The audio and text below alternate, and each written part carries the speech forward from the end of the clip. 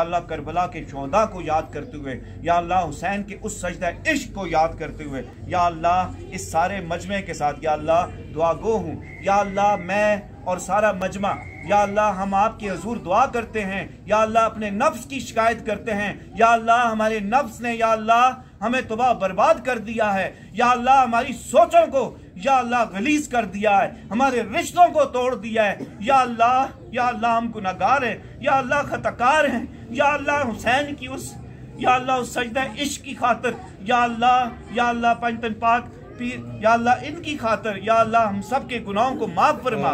या अल्लाह हमारी सोचों को पाक कर। या अल्लाह हमारे दिलों को पाक फरमा।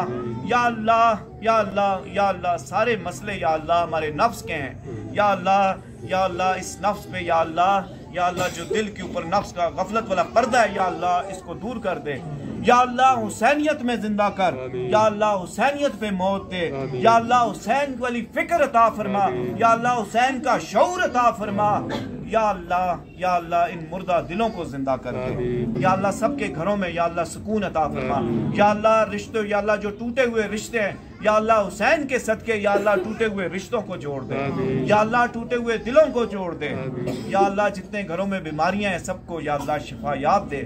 या अल्लाह सब मूजी बीमारियों को या अल्लाह बीमारी करबला के सदके या अल्लाह सेहत याबी दे।